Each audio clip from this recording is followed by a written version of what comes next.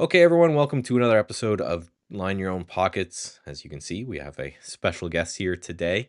I'm going to allow David to do a lot of the intro, but I'm really excited. I was actually listening to a lot of Jared's audiobook to prep for this and learning a lot about the psychology game, right? And I think the mental game and learning about your mind and doing all of that is so important, even for us systematic kind of quant nerds and maybe even more so. So we'll get into that as well. So Dave, why don't you carry away intro and talk about how you guys started to communicate and how you heard of Jared? Yeah, so just to kick things off, Jared, why don't you, for listeners who may not have heard your name or maybe hearing your name for the first time, tell us who you are, what you do. Yeah, well, happy to be here, guys. I am a mental performance coach, mental game coach. Been doing this for 20 years now. And I started working with golfers because I knew golf well. I played in college, was a three-time All-American, wanted to play professionally, got tripped up by my own mental hangups, trying to qualify for the US Open, play big tournaments. But kind of pivoted here, started with working with golfers 2005, met a poker player, used to be a pro golfer, and all of a sudden there was this sort of huge open runway where nobody was doing this in poker. And so in 2007, I kind of pivoted there and began working with poker players around the world and wrote the Mental Game of Poker in 2011, Mental Game of Poker 2 in 2013. And around that time, traders started picking up the first poker book and basically saying, like, if you change the word poker to trading, it all applies. And so I started kind of working with traders, got some institutional gigs, would fly out and work with, 40 institutional traders on a 3 or 4 day stretch and, do that on a monthly basis. And then just kind of kept growing. 2021, wrote the Mental Game of Trading.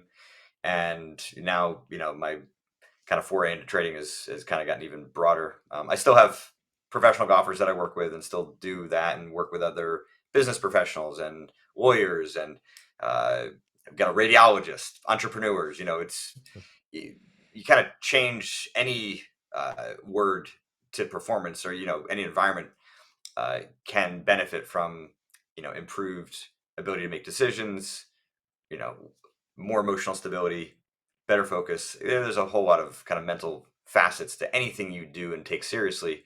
And I just happen to work with people that tend to be more on the intellectual scale and, intellectual endeavors than kind of the hardcore, like sports psychologists who, like the professional NBA teams, MLB teams that have people on staff. That's never really been interesting to me. I like the variety and I like being able to kind of work with people around the world. I've got clients in 45 countries. So on any given day, I'm talking to people on 3 continents. So it's kind of cool. That's great. So Jared, just a little bit of background about how I came to know you, and it's been several years now, and then we finally, actually, a former poker player that I'm coaching now for trading put us in contact, and I won't mention his name because he likes to keep a low profile. But so years ago, I had been trading for many years, and good friend of mine was really into poker. And I thought he was encouraging me to try it. And I thought, there's probably some good things I can learn from trying to do poker, going back and being a beginner at something that I could pick up and learn and apply to my trading. So for a while there, I was really into poker. And I think it was before you wrote the first book. And I remember thinking when that book came out, I I believe there was another very popular psychology book on poker from many years before that's like one of the cornerstone books. I was like, man, this what a gutsy move to write a book. Now it seemed like it was in response to that. And then when I saw you write this book on trading recently, I was like, wow, okay, this is somebody I need to know. So yeah, uh, worked some connections, and now here we are on the podcast. So I'm really happy that you're here, and I want to go into a lot of things, poker, trading, lots of stuff. So, but I think the first question is, I think it's very interesting to uh, look at top performers in any Mm. field, and so tell me what you talk a little bit about what you learn from top performers in what seems like on the surface might be a different domain, poker, golf, but can apply to different domains. So what are some things you pick up there that you learn from and that listeners might be able to learn from? Yeah. I mean, I think at the end of the day, like you have to love what you're doing I think people sometimes shy away from that. Thinking that you can do whatever you want, whatever you put your mind to. Sometimes people put their mind to things that they feel like they have to, and it becomes more job like. And I'm not saying that you can't be successful as a trader or in any endeavor if you uh, don't love it, but it gets really, really hard to become elite and at the top of the game. So yeah, trading, there's way more levels where you can be successful than there is in professional golf and mostly in professional sports, just like there is in poker. I've got plenty of poker players who don't love it, but they're kind of stuck and they don't, they're 36 and making good money, not going to be able to do anything else. So they just keep doing it and kind of grinding out and finding a door, because without that love and that passion, you're just not going to put in those extra hours. Sometimes like work ethic, seems to be, kind of put at the top of the list of the traits that are, kind of most causally connected to success. But like, what drives the work ethic? I mean, if you love something, it doesn't feel like work most of the time. And then the times where it is really hard, you're still willing to do it because you understand what it's going to get you. But if for the most part it's a grind, I mean, it gets really tough to put in the kind of hours to really create a different, the the delta between you and others, that are out there. So yeah, I think the love, the passion, the motivation, the drive, like that is at the top of the list. And that doesn't mean that it always has to be, optimal, right? It's going to go through ups and downs. And I think people sometimes think like, oh, if I'm kind of falling out of love with this thing, or I'm struggling to find the passion, the motivation, that means there's something wrong. It might mean you're burned out, and that's a legitimate thing. And traders absolutely suck at being able to recognize burnout. There's, markets open, you got to be there, you got to be making money, and I can make arguments that, taking days off, even weeks off, regularly throughout the year will make you more money long term than they would, being in front of the screens at all times. Now, maybe a little bit less so if you're truly systematic and algo, and that's just okay, fine, you can turn this thing on, turn yourself on, just be there, make sure you press the buttons, fine.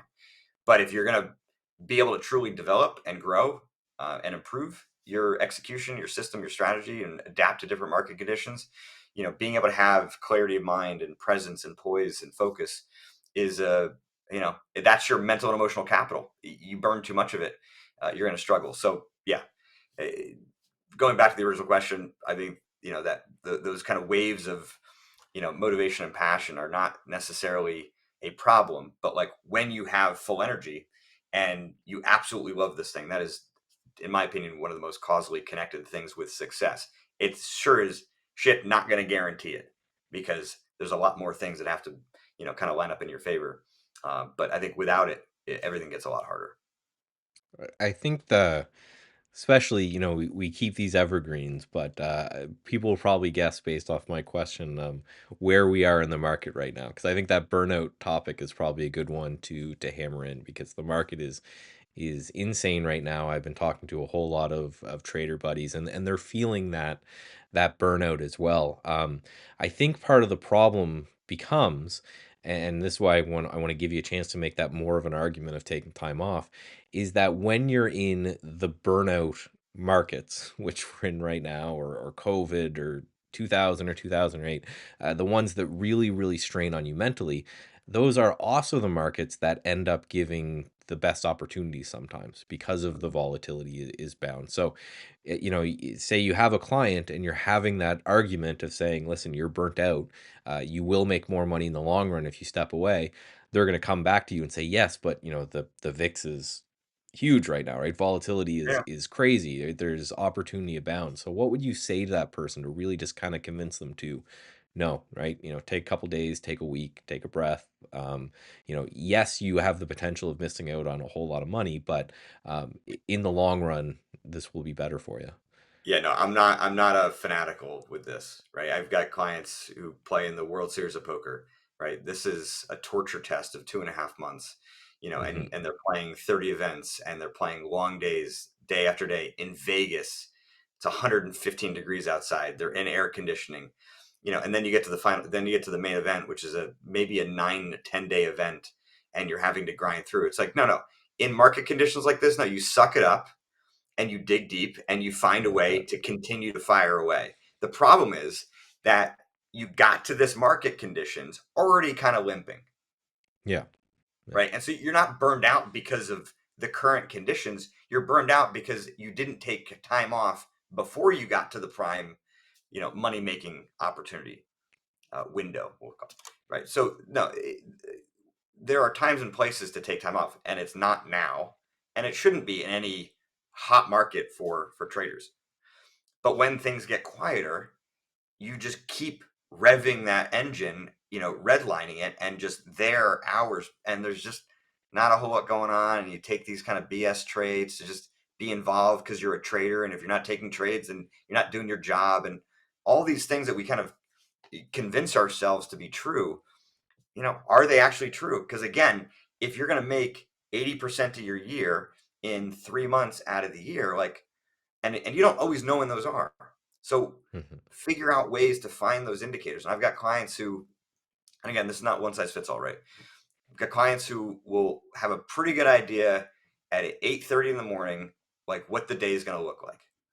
And then they give themselves to like 10:30, 11.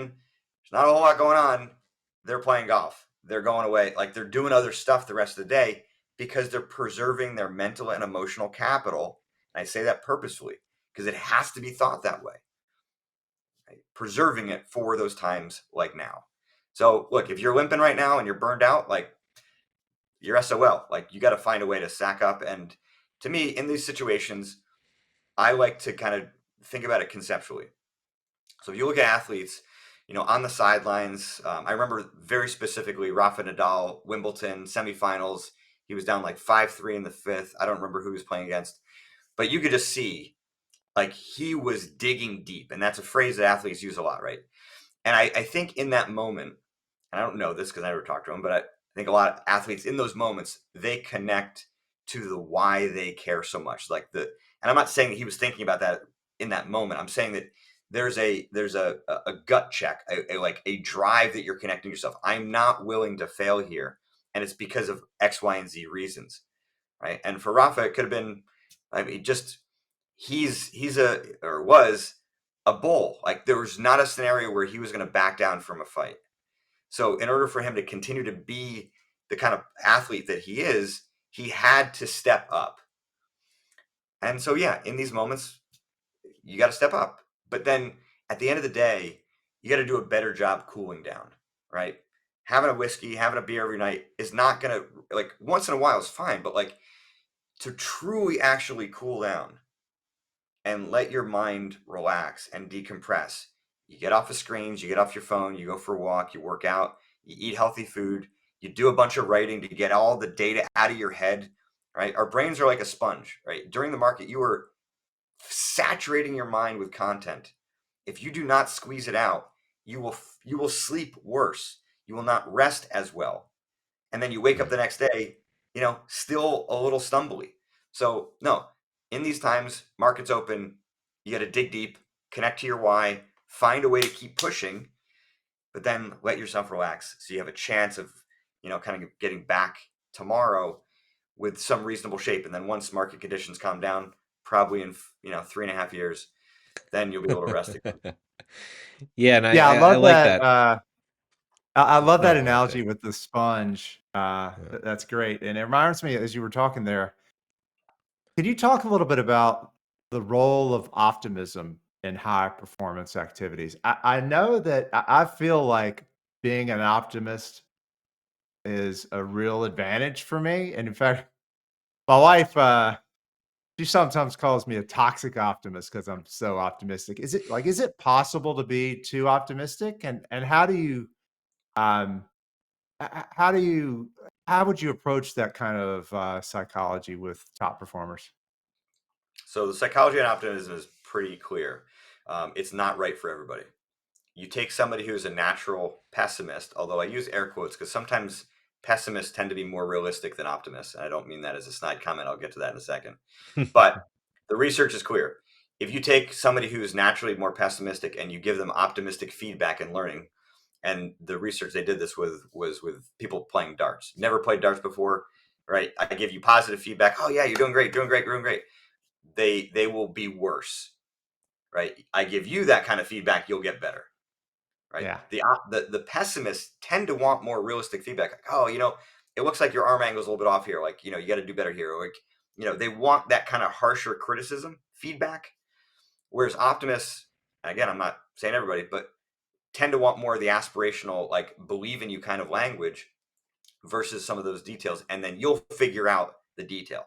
You give somebody the wrong feedback, they're going to be factually worse. If I give you those harsh critiques that pessimists like, you will be worse for it. So I think, first off, from a performance standpoint, you got to understand kind of what is your, like, who is your optimal coach, right? Who is the person that you would love to help you to get the most out of you? And if you can kind of envision that person, then yeah, it would be nice to have your internal monologue be more aligned that way. And if it's not, then you do some work. But yes, you can be too optimistic. I would call that overconfident.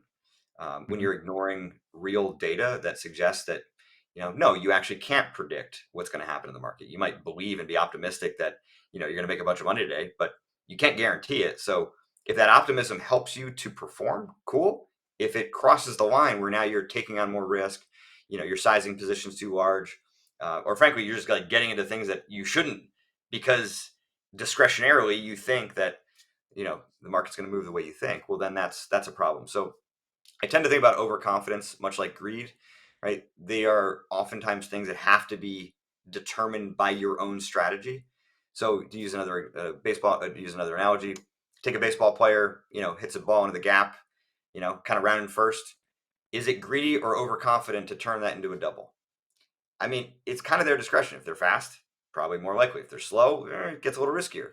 But that player, that team, that coach, they're the ones that define where that line is between optimistic and then overconfident, greedy, and then, kind of costly or just too risky. So you mentioned something that we did a little bit of a chat about before, but I think I kind of want your opinion on. We talked about building a trading group and how important that is and finding mentors and all this. But you mentioned, right, you've got to find the mentor that makes the most sense to you, right? If they're critiquing you the wrong way, if they're pushing you in the wrong way, it's not going to work as well. So say you're somebody out there and you're listening to this and you're like, okay, well, I want to find a mentor. How would you know first yourself on what of those feedback mechanisms would work best? And then how would you find someone to fit that? Because I couldn't agree more. I think Dave's way more of an optimist than me, and I want someone to tell me all the things I'm doing wrong to fix, and he just wants someone saying, good job, keep it up. But if I'm out there shopping for somebody to mentor me in trading or any other aspect of life, how would you go about? Would you just ask their style, or how would you go about getting that? I think the first thing you got to do is look back in your own personal history. People just too often think that they understand themselves, and most people don't. When I have new clients come to me, I have them fill out a very detailed questionnaire. And the questionnaire is not about assessing my ability to help them, it's about getting the data about themselves in terms of their mistakes, in terms of how what their goals are, what they're looking for from our coaching. Uh, do they experience FOMO, revenge trading, overconfidence, like a very kind of long laundry list of things, and they do that on their own in a relaxed environment. Because if I ask those questions, like I would to ask both of you right now, you're going to give me at best 80% of the right answers, meaning that like off the top of your head, what are you going to be able to recall about how you experience all these issues, what you're looking for, etc. But you do it in a relaxed environment where you've got time to think, reflect, and then maybe a couple days later you think of something else. People think there's actually a great book called The Invisible Gorilla. Okay. Invisible Gorilla, fantastic about misperceptions in the world. And one of the biggest ones they talk about is the illusion of memory. Okay. And people generally have bad memories, myself included. Okay. And this is not about remembering names, it's about remembering kind of factual narrative history of yourself. So go back and think about what it was like when you were growing up in school. Who was your favorite teacher? Right. And why? Like, what was it like? What were they doing for you then? Right? Maybe you went to university, you went to college, Yeah. you had coaches or mentors, uh, bosses. Like, think about the people that have been surrounded you. Maybe even like grandparents, uncles, people that surrounded you have kind of helped you along the way. what were those traits? What were the things that they were doing for you? What were they? Were they, maybe good at asking questions? Were they good at giving direct critiques? Were they good at maybe being a bit aspirational, showing some belief, reflecting aspects of your character that you couldn't see yourself? And so I think if you kind of do that um, progressively over a couple weeks of time, you're going to really start to formulate a more coherent picture. It still will not be 100%. But if you get close, then you're more likely to then be able to go after and say, here is the kind of person I'm looking for. Do you fit this bill? And so then you're kind of leading with, here's what I'm looking for, as if, seemingly you're the job applicant, but yet you're the one kind of interviewing the potential, job or the employer that you're hiring. So it just sort of changes the game a little bit. But as far as like the resourcefulness for finding, trading coaches, I couldn't tell you that. I've never done it, and so. But I think the bigger part is what I've just mentioned. If you don't do that, then you're basically gambling, in my mind. I think that's that. I think that's a great help. I think because now people, right, they have that roadmap to at least ask the right questions, right, and that gets you a lot of the way there. Yeah, and I'd say also just be demanding. People are sometimes, especially when you're kind of asking for help, can be a little bit too weak and you know like, oh, this person seems like they fit, like, yeah, because they're the expert, they know better than me. Like, no, you're the expert on you, you're the expert on what you're looking for. You're not the expert on the strategy and the tactics and the things you need to learn. But in terms of the kind of person you're looking for, well then, yeah, you got to lead with that expertise and have the confidence and conviction that you're right in terms of what you want. And if you don't find it, then don't settle. It's not worth it. Eh, you have to get lucky, right, at that point to find the right person, and I don't believe in that. So, Jared, I feel like a lot of people that we work with, uh, maybe they have a discretionary system that they're trading that works pretty well, but they want to systematize it. And part of there's a certain class of trader that is doing that kind of as a way to deal with their emotions, to sort of get rid of their emotional trading, right? And a lot of times that works really well. Hmm. I was struck when your book, in the mental game of trading, we'll put a link in the show notes to it. You had kind of a different approach on emotions, and in fact, they aren't things to get rid of completely. It was almost like you were suggesting that you harness your emotions somehow. So can you talk about that? I thought that was a really interesting perspective. Yeah, I mean, I'll try not to go too long here, because it's a broad topic. But the basic premise is that um, you actually factually can't get rid of emotion, right? And that's it's a myth. It's a myth to think that you are capable of becoming this robotic, stone cold kind of person. And Denise Shull has done a great job of making it clear within the research that people who have brain damage to part of their emotional systems are actually really awful at making risk management decisions, right? So we need emotion. Not to mention, when I mentioned earlier, right, love, passion, motivation, emotion. So you're going to Hmm. suppress and control emotions. Here's what's going to happen: you're going to start to burn out faster. You're going to hate trading more. So, and I've seen it in not just trading, elsewhere, right? The more you suppress the negative emotions that you're trying to get rid of, like maybe anxiety and anger, you suppress the passion and the motivation as well. And so everything gets a little bit crustier and harder. And then that's only going to increase the experience of the frustration and the bad ones too. So yes, we cannot, and it's not advantageous long term to quote like kind of get rid of emotion. Manage in the short term, sure. You break your ankle, yeah, we're going to put a cast on it, give you crutches, and help you out in the short term. Okay, so I'm not saying that my strategy does not include short term tactics to try to manage and control emotion, but if that is your long term goal, you're basically now incapacitated. You can never run again, and that's generally what happens. So for traders who are primarily trying to become discretionary to manage emotions, you are preventing yourself from growing beyond current construction, right? Emotions are just another sensory organ, to think about it that way, right? You've got, sight, sound, touch, emotion. Emotion helps us to identify the underlying flaws, biases, wishes, illusions, etc., kind of running in the background of our mind. So some traders have these expectations of making money every day. Okay. And on the surface, you ask them that question, like, no, I logically know that that's not possible. But in the background, like, it would be kind of nice, right? If I could make Yeah. money every day and Yeah, never have these big fantastic. drawdowns. And yeah, like, so this subtle expectation turns into frustration when they take three losses in a row, probabilistically well within their framework. That third loss now triggers them, and now that fourth one is going to be entered rapidly with more size, and in a spot where it shouldn't happen. So the expectation is the problem. The anger, the frustration, is a symptom or a signal of that. Okay, now we know that because I'm giving the example, but what a lot of traders are experiencing is the FOMO, the revenge trading, the greed, the overconfidence, the loss of confidence, the fear of mistakes, the fear of failure. Like all this stuff just kind of spills out, and you can't make sense of it. Right? It looks chaotic and crazy. So yeah, of course, we just want to get rid of it as quickly as we can and trade normally. So what you do in my system is begin to chart and map what is occurring.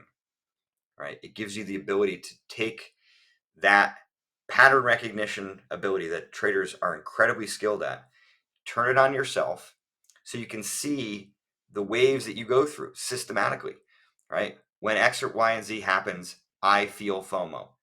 If I'm down, if I'm not capitalizing on current market conditions, I will experience FOMO. It's like A plus B equals C. And so then the question is why? Why when I'm losing? Well, actually, it makes me feel worse as a trader. It makes me feel like I'm doing something wrong, like I'm falling behind the curve.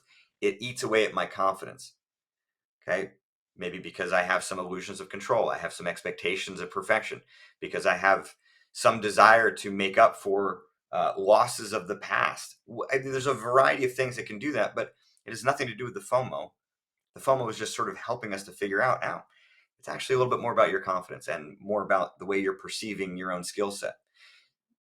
This kind of dissection gives you the ability to correct your emotional reactions, so that once it's corrected, situation happens again, you're not experiencing that FOMO. You're not, revenge trading after that third loss. Now, it takes work to get there, just like it takes work to rehab that broken ankle, rebuild the musculature, and get yourself back in a strong position. And it's harder here because lots of traders still have this very negative perception about emotions. So to do this kind of systematic, precise dissection is hard. The book makes it a lot easier, and that's what it was written for. It was written to help you to figure out, the wide variety of things you're dealing with and what's behind the surface, and then gives you the ability to develop a strategy and a tactic to progressively make the corrections. Because another common illusion is the illusion that you can just change your mentality like that.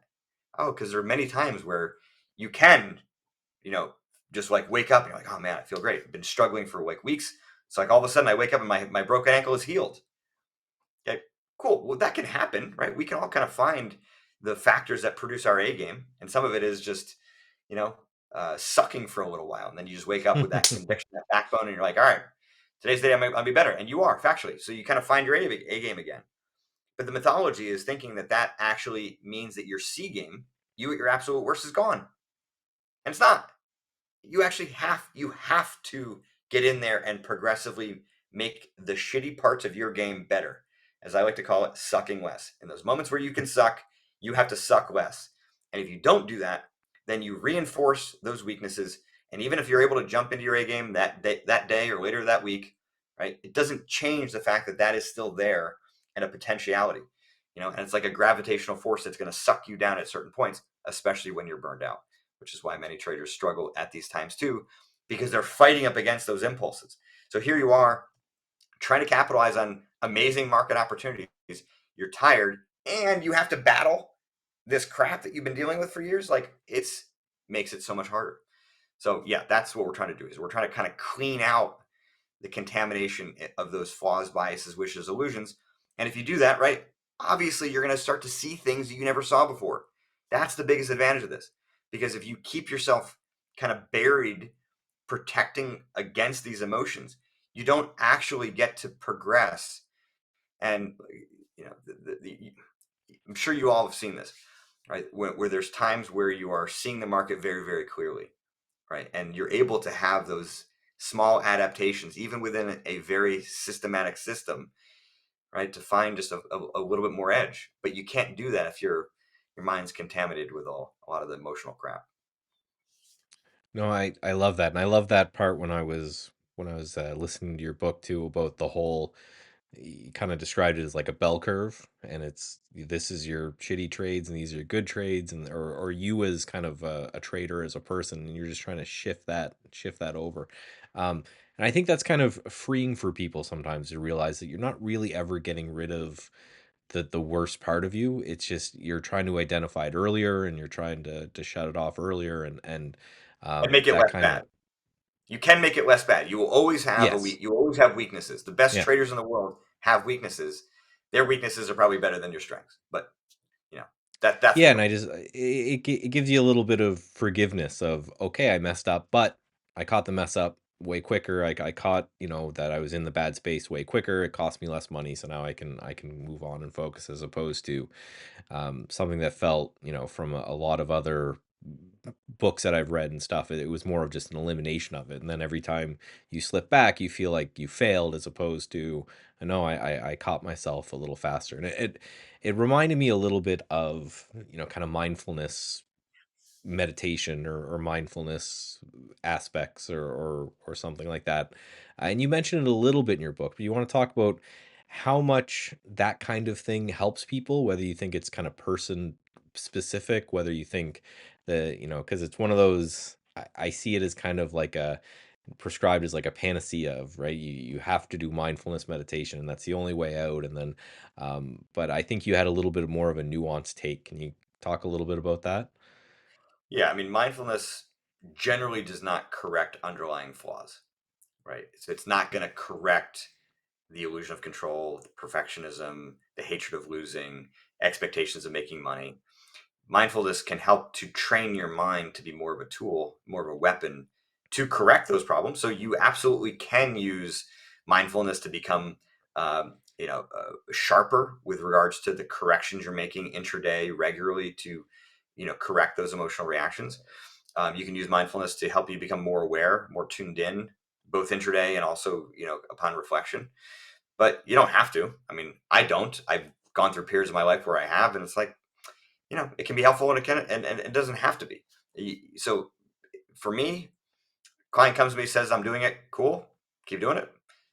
Client comes to me, says they're interested, they might want to try it, give it a try. Client says not for me, fine. Like, there's not like one size fits all things. I don't really believe that mindfulness is a cure. I don't believe that meditation is a cure. I believe it's a tool that can help to lead to cures, but there are many other tools that get to do that too. So, Jared, here, I work with a lot of traders, and a lot of times they're coming to me with some baggage, or they're a losing trader, right? And part of our work together, frankly, makes them start making money, right? So a lot of them have some newfound success, and from that point, it's really about getting them to the next level. So my question for you is, for somebody that has, sudden success, that things are going smoothly, there's a bit of a, sometimes there's some complacency. How do you suggest people really who are at a new level really try to make it to the next level as a top performer? Just conceptually, I would think about it like a stock, or like just consolidating. There's a nice leg up, right? It's just not going to go parabolic here. Yeah. You need that kind of support, right? In other words, you need your confidence to kind of catch up with your success. And if you keep kind of just climbing higher and higher, um, your confidence is going to go on for the ride. It's almost like you're kind of free soloing up a mountain, and it will feel like you might, just kind of crash at any point because it doesn't feel real. You know, it's tough for us to make, kind of rapid transitions of success like that. So it's okay to take a step back and take, a month, 2 months where you're actually not sizing up. You're not kind of pushing the envelope. You're letting yourself kind of acclimate to this new level. Again, kind of like a stock, consolidating. Yeah, so we mentioned a lot in the green room about and you kind of teased us with maybe an argument against systematic trading. So I think that might be a good place to bring this discussion. So, but first, let's just start with have you dealt with a lot of just pure quantitative kind of traders before? And what do you notice that are the psychological differences? Because you mentioned before, and obviously the research is there, and I remember reading about that as well. That you're never getting rid of emotions, right? And a lot of people, I think, and me and Dave try to correct them, come to systematic trading because they were a discretionary trader and they found that their emotions just made them do dumb things and lose a lot of money, and they say, okay, well, I'm going to become systematic. And me and Dave always laugh kind of when we hear that, because you're not getting rid of emotions, you're changing them, right? There's different. In the moment, you're not hitting the button, but you're still building the strategy, you're still testing it. There's a lot of that same kind of baggage that still arrives. So I think it's kind of a two-part question, I guess. Is one is, what is the main difference if you had two people come to you and they're pretty equal as traders? One's a systematic kind of quant, one's more of discretionary, like tape reader type person. Where would you focus those two people? And then again, you tease us a little bit about an argument not to be fully systematic, so I'd love to hear that as well. Yeah, I guess I'll kind of preface this as that, like, so I mentioned emotions being kind of at the basis of these like flaws, bias, etc. Sometimes they're also just a byproduct of your feel or sense of the market, right? And so and how your strategy interacts with it. And I have clients who have found that FOMO or greed was actually an indication that there was more opportunity in some trades. They just quite couldn't kind of put their finger on exactly what they needed to adapt in their strategy to capitalize on it, but it was factually there. So one trader would, go down to a 1 minute chart so he could have his entries be just even more precise. Where he was trading on a 5 minute chart. So that was one example, and then that removed the FOMO, right? Because it was not a based off of a flaw; it was based off of almost like an intuition, right? There was some kind of sense and feel, as you said, kind of the tape reader style, more creative, etc. But like every person has that pattern recognition ability. Mhm. And so if you're coming from some discretionary style, you become more systematic, um, and it removes a lot of the emotional stress that was maybe a byproduct of you not trading the right way for your personality, for your style. I mean, every trader, it's the beauty of it is like you gotta have to create your own fingerprint. You have your own unique perception in the world that gets reflected in your trading. And so sometimes stylistically, systematic trading is just better for you because it fits your personality board better, right? You don't want to have too much of it. You are somebody who is more rule based. And, if you're a quant and you're mathematically, like there's things that just fit your personality better. And so stylistically, that removes some of the stress, some of the emotion, some of the frustration, just because you're now trading the way you should be. But I think that's separate to this idea that your intuition goes away. And I think that's what systematic traders end up missing out on.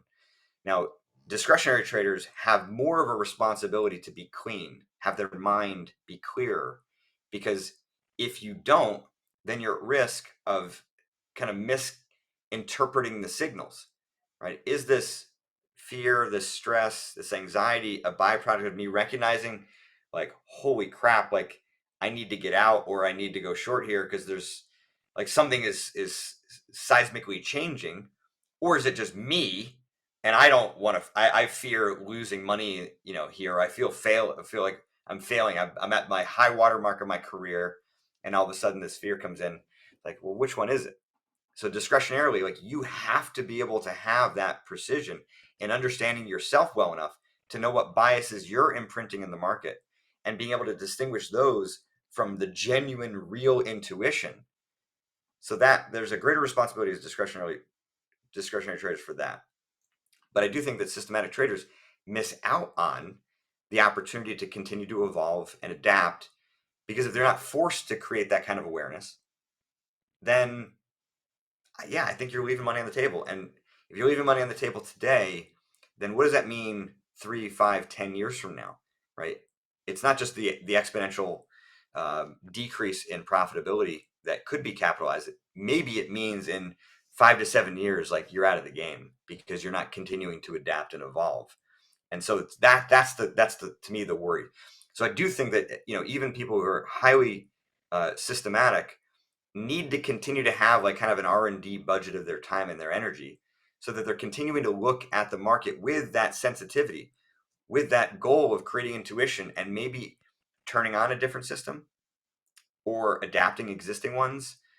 You got to think long term here, and that to me is the worry, right? If somebody comes too emotional, come too systematic, are they kind of pigeonholing themselves and maybe have a few years of success and then they're just dead? I'm a longevity guy, so yeah, there's I think short term, long term arguments. Can we do both? And I think you can kind of find that balance. Right, Yeah, I I can see see. you. I was about to say I see Dave clamoring. He's warming up. He's getting ready, but I already know what Dave's gonna say. So have at it. Well, so I can.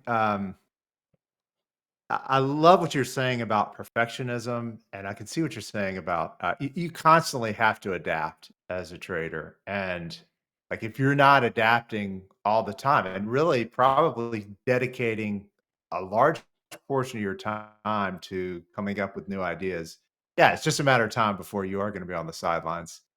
As you were talking there, it reminded me of a situation that I see some systematic traders get into. It's sort of like perfectionism, what you were describing. So I call it they get stuck in backtest world where they're trying to come up with the perfect strategy. That the one they're working on, it's not good enough. There's just a couple more rules they can tweak to, and then it'll be perfect. Then only then will they be able to go to the market with it. What do you say to somebody like that's stuck in R&D land and not really that they're drawing up plays on the sideline, but they're not in the game, and they should be in the game. So can you talk a little bit about that and perfectionism in general?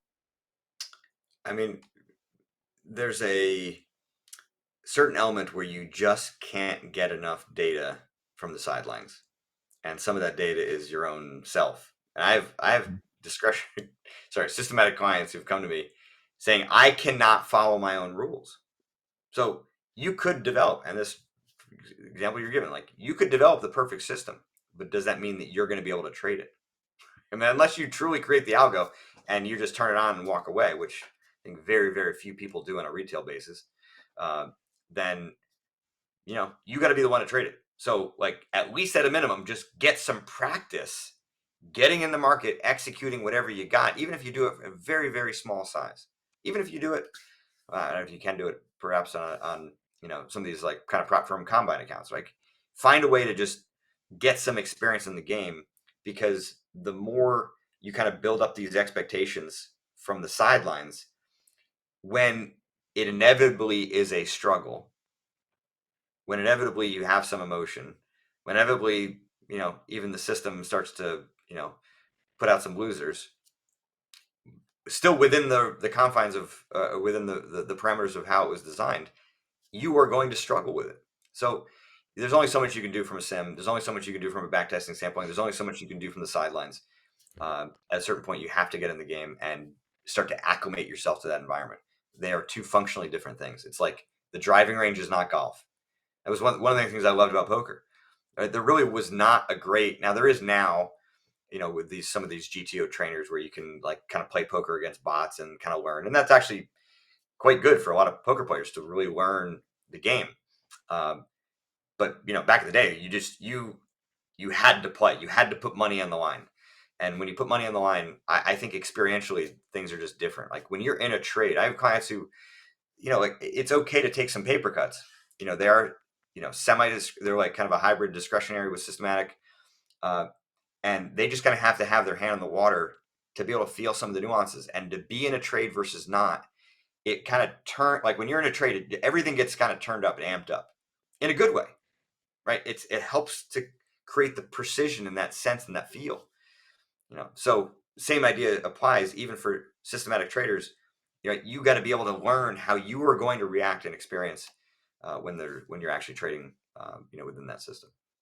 Yeah, I And like I the I like the analogy there with the uh, you know, taking bets with really small size, because that's really where you learn. It doesn't have to be a lot of size to really experience what it's going to be like. It reminds me of, you've seen uh, poker apps where you can play for free money. Well, we all know it's a very different, it's a completely different experience trading Yeah, with, not or, poker. playing poker with live money. So to bring it back to poker, I want to tell you a little bit about the my poker journey and where I sort of hit a roadblock. Um, and I want to get your take on it. So now remember, I'm coming from a trading perspective, do a lot of back testing. Most of my trading is completely automated.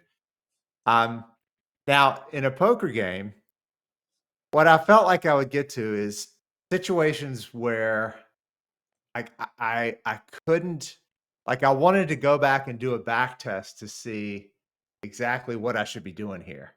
And there's just so many different situations that can occur in a poker game. I just felt like I couldn't be really prepared for all of them. Where with a trading strategy, I can be sort of like the world's best expert at this one tiny niche that's my strategy. And I can know that really well. And I know it happens a lot. Or if I try that with the poker game, there might be, there may be months that go by before a situation occurs. To tell, I just think the analogy is really interesting. And yeah, can you talk a little bit about the differences between poker and trading? And am I just crazy in the roadblock that I ended up there? No, you're basically getting to select the hand that you're starting with. You know, you don't get to you don't exactly know that the run out, the remaining cards to be seen in like in a no little hold'em scenario where you're dealt two cards and five cards are going to be shared with the community. You're not going to know what the run out's going to be, and maybe in this hand you lose. But if you get to only play poker when with those two starting hands, then you can define the situation well enough that you're going to be an expert at it and be incredibly profitable long term. So no, that's the one of the many differences between poker and trading. The variety of options and how you can make money in trading is x fold larger than poker. Yeah. Yeah, no, it doesn't. It makes sense to me. I mean, but I think it does express some of your personality, right, in terms of that precision, that perfection, being what you're looking for. So you know, I'm not saying blowing things up more often would be fun, but like changing and disrupting, not necessarily the bread and butter, because you can be a company, let's say like Apple, who builds, the iPod, and it's an incredible moneymaker for X number of years, but you continue to kind of play around with other ideas both around that and ancillarily to it. Mhm. So as traders, I think it's important to think about it as a business. And so you have a product that is making good money. Don't mess with it. I mean, but mess with it around it. Yeah. Through kind of an R&D budget, whether it be capital or mental, emotional capital, or just time, to continue to see what other avenues there are out there. And I think you were saying that also. But the perfectionism might slow you down in being able to kind of turn on and experiment in ways that could be more advantageous to you. Mhm. Yeah, I think that's huge because we talk about it all the time in the trading aspect, and same with kind of poker here, is that the best trading strategy that you have is one that you haven't discovered yet, right? So when you have something and you systematize that, and so now that doesn't take a lot of I'd even say mental capital over anything for systematic traders, because once it's systematized, you've got a robot doing most of the work, and that's gone. Spending that mental capital and going back into the game to figure out something else, I think makes absolutely perfect sense, and something people should really focus on, because myself and you mentioned the prop firm space, which I'm going to ask a quick question on too, but take 10 grand and put it in a completely separate account. Say, this is my discretionary account where I'm just going to play, which is kind of what I've ended up doing. And sometimes when you hit a big win, that could be the best path to that new strategy that you never thought about, because oh, I bought natural gas because of this thing for this one reason. Well, did I get lucky or did I discover something, and then kind of go back and test it? But I like that, and I just want to hit quickly. We won't take up too much more of your time, but on this kind of prop firm evaluation space, because I know it's growing bigger. I'm doing some work with them. I've been tapping Dave ever so carefully on it. I like it for the reason that, and for those who don't know, there's just a growing industry now of these companies where they're real prop firms that have real trading desks, but how they figured out to make a lot of money is by doing something simple and saying, okay, if you give me $100, I'm going to give you a $50,000 sim account. If you're able to make enough money in these rules, then I'll give you a real account. So they've kind of made you pay for the interview process at a prop firm, which I think is hilarious and good for them.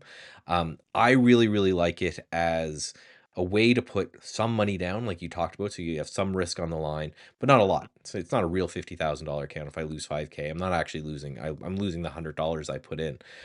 Do you have a lot of clients that have found a lot of success in that world, or do you just recommend it as a way to get started, to maybe help fund a personal account, or to experiment with something they don't want to do in the personal account? Like, what role have you found this? Because it's a hugely growing industry out there. Yeah, again, I think it's a tool. If you're somebody that is new, it's a great way to learn. Be a toddler, bumble around. Uh, but some of the rules can be quite restrictive and sometimes antithetical to a trading strategy that would be viable long term. So they kind of force you Hmm. into a way to make money under some arbitrary rule. So I would be very selective at the prop firms that you go to, that they are not trying to kind of force you to like make money every day for 5 days in a row or 7 days in a row, or like something that's Yeah. not really what you're going to experience as a trader. And so then it kind of forces you to trade in ways that are kind of antithetical to that. But again, if you're new, you're dealing with a bunch of emotions, right? It's just too early to put your own capital on the line.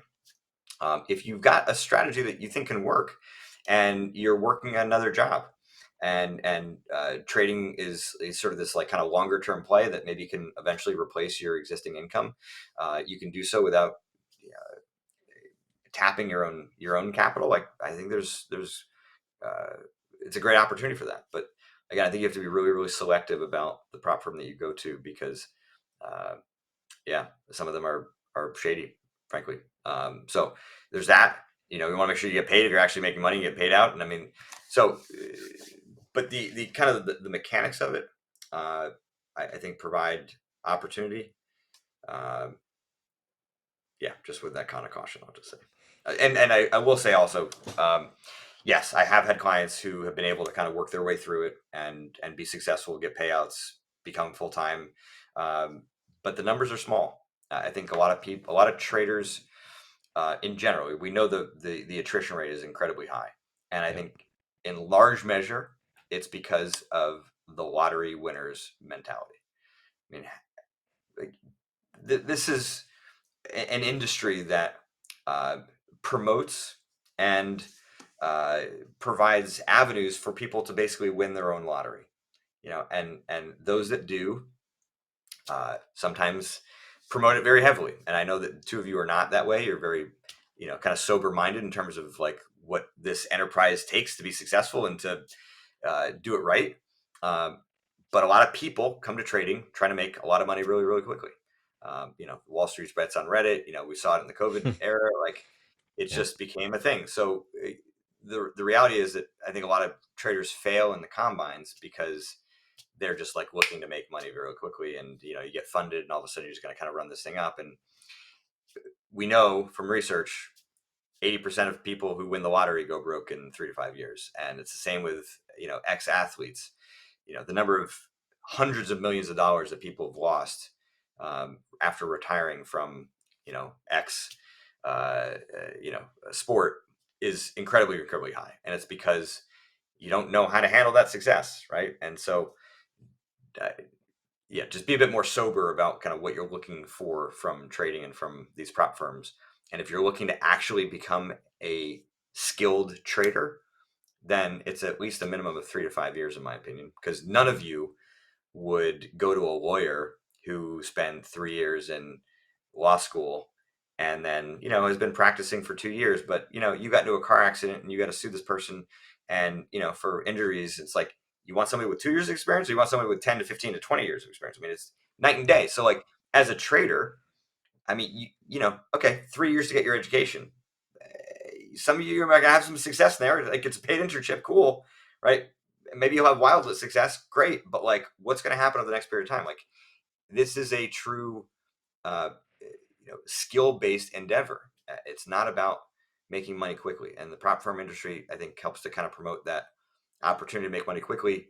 You have to be smarter and treat it like it's something that's a real skill that's requires a lot more training than many people give credence to. Okay, I think that's a great way to say it. And I think that's a great way to finish up here. Uh, One last question for you, Jared. In case any listeners want to get in touch with you, how do they do that? And then the next thing, do you have any projects that you're working on, and what's coming up next for you? Yeah, so I've got so jaredtendler.com is my website.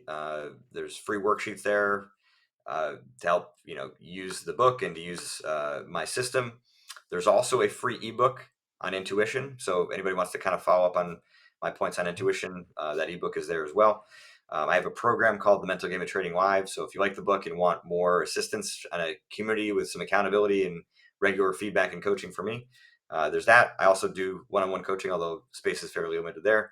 I do have another project in the works, but I can't quite say it yet. Ah, No, all no right. teasers at all. Nothing. Yeah, yeah, Okay. All right, we'll have you back when it's time to announce that. sounds good. Awesome. Sounds good. Well, yeah, thank you everyone for tuning in. I think this is a great area that you have to explore. Again, systematic, discretionary, doesn't matter. So again, thank you, Jared, for helping out our viewers, and definitely everything he mentioned will be linked in the show notes and the description of the video and all that. So make sure you go down there and check that out. So thank you guys very much. Have a good one.